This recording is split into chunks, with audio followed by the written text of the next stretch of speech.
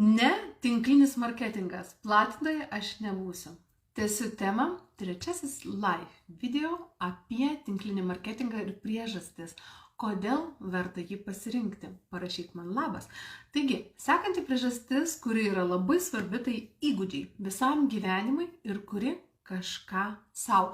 Tai įgūdžiai ne vien išmokti naudoti socialinę mediją, bet čia mes išmokstame begalės daug dalykų. Pirmiausia, tai disciplinos, jeigu tu jos dar neturėjai. Kitas dalykas, tu išmoksti augti, tu išmoksti matyti, tu išmoksti daugybės dalykų, kurie praverčia ne vien darbui su tinkliniu marketingu, bet ir visumoje gyvenime.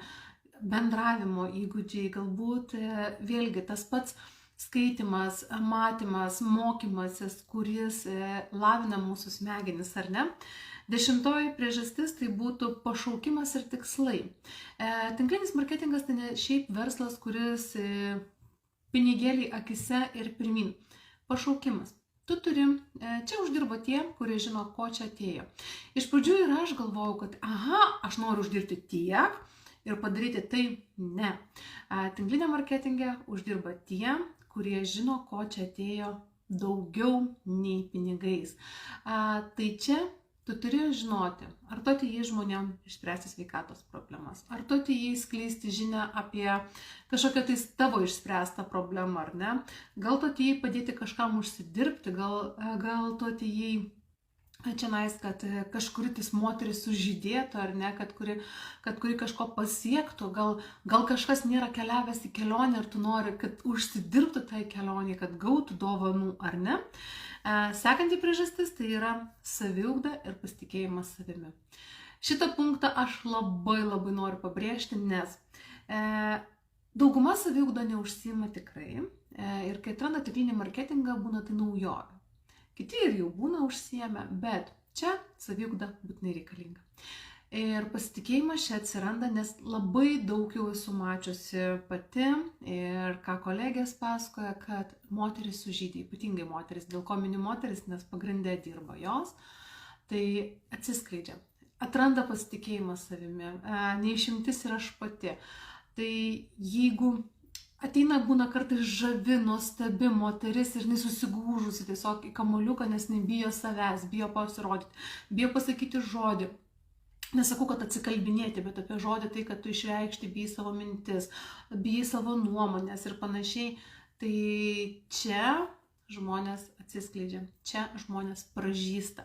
Tai ir tikrai turiu puikių pavyzdžių, kai atsiranda ir pasitikėjimas, ir ta drąsa, ir išeiti, netgi prie ant scenos atsistoti, kas daugeliui atrodo viskas čia ir dabar nugriūsiu, ar ne?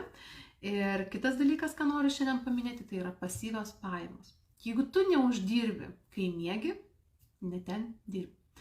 Šitas pasakymas man labai patinka, nes tinklinis marketingas tai yra pasyvios pajamos. Kai pradžioje tu turi daug dirbti, taip, investuoti savo laiko, bet būtent laiko, ne pinigų, laiko turi investuoti, kad užaugintum komandą, kad sukurtum tą visą struktūrą, tinklą, kad turi padėti kitiem užaugti, kad augtum tu. Bet tu gali po to, kai augi, matyti, kaip auga tavo komanda, plečiasi, o su komanda didėja ir skaičiai tavo sąskaitoje. Tai vadinama pasyviomis pajamomis. Kažkas galbūt aš Lietuvoje, kažkas mano iš komandos gal Anglijoje tuo metu darosi užsakymą, kai aš miegu, gal Ispanijoje, gal Vokietijoje, gal Airijoje, labai daug šalių, ar ne, būtent su šita kompanija, kur bendradarbiauju, yra daugelį šalių, tai aš ryte randu kartais kitokius skaičius nei iš vakaro. Tai vadinama pasyviomis pajamomis. Kai mes miegame, mes galime uždirbti. Ir ateityje galim susikurti verslą, kuris mums neš tas pasyvias pajamas, kai mes jau kitaip dirbame, nebe tokiu tempu, bet mūsų pajamos vis didėja. Tad ačiū už tai, kad žiūri, parašyk man būtinai labas, uždėk širdelę ir pratęsiu šią seriją dar kitą kartą. Iki.